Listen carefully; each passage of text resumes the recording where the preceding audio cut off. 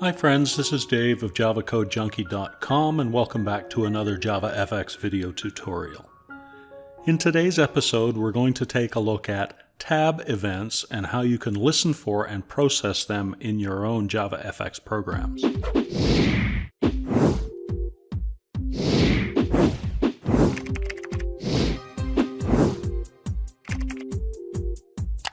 Our starting point will be the project that we created in JavaFX video number 54, which was about the tab pane. I simply copied that project to a new project and called it tab events. I'll run the program at this point so that you can see our starting point. And we have two tabs. Each tab contains a button.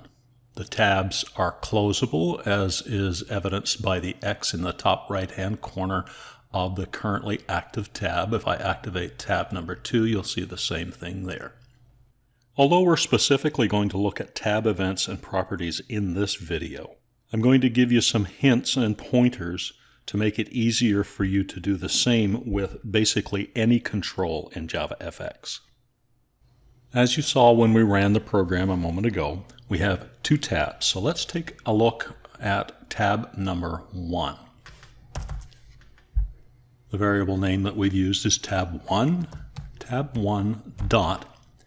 So we're going to look at the Java docs for the tab control object that we're currently working with, tab1. So let's control and space in Eclipse, and we'll see all of the available methods and properties for tab 1. For the specific events that we can listen for on a tab control, we can look at properties whose names begin with the word on, O-N. So let's type in the word on, and you'll see right at the top here we have 3: on closed property, on closed request property, and on selection changed property. These are 3 event handlers, and all 3 accept the event type event. So let's go through each of these 3 events that we can listen for on a tab control. The first is the onClosed property. Now this event handler will be triggered when a specific tab has been closed. The second, the onCloseRequest property, is triggered when you click on the X and attempt to close a tab. So it's before the actual tab is closed. And the third property is onSelectionChanged property, and this is associated with the selection of a tab. So let's write some code to monitor the events that are generated for those 3 properties. Now, in order to do that, for each of these on properties, there is a setOn method. So let's look at setOnSelectionChanged. And here we expect as a parameter the event handler. And here I'm going to create an anonymous class, new event handler. And the type we're looking for is, again, the superclass of all events, event. We'll import event handler. We'll add the unimplemented methods. We'll also import JavaFX event, clean up the spacing, and in the handle method is where we provide any code to handle the event that's generated. So I'm simply going to do a sysout to the console, printing the event type. Event.getEventType. Let's run, and we'll see that there is a selection changed event when the program starts. If we were to now switch from tab 1 to tab 2, you should see another selection changed event. So this is the event that you would listen for, selection changed event. So that's the first event. The second, tab 1, setOnCloseRequest. And again, I'm simply going to copy the event handler that we created above, provide that here for the onCloseRequest. We'll run.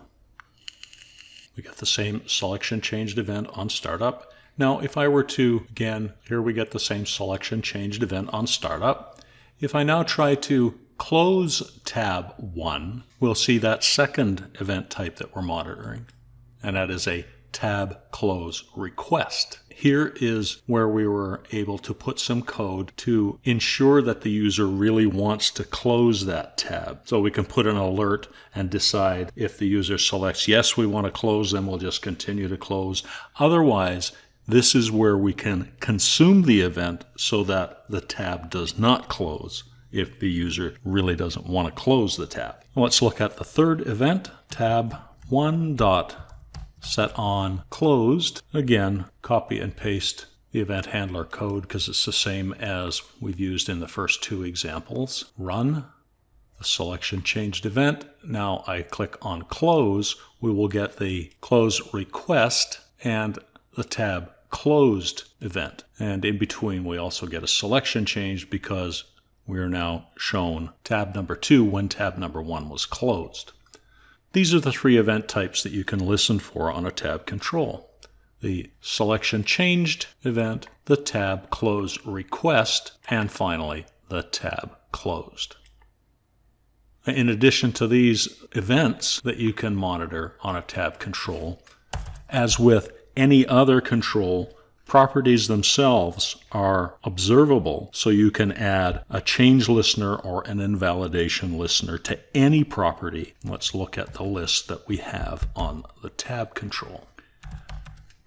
Tab1.prop, so you'll see the closable property, the content. There's a whole host of properties that are available, and you can listen and add code to react when any of these properties changes. Again, just for a simple example, let's look at the selected property. So tab1.selectedProperty.add a ChangeListener, new ChangeListener. That ChangeListener is expecting a Boolean argument. We'll import ChangeListener. We'll add the unimplemented methods. We'll clean up the spacing. And here again, we'll do a sysout. Old value.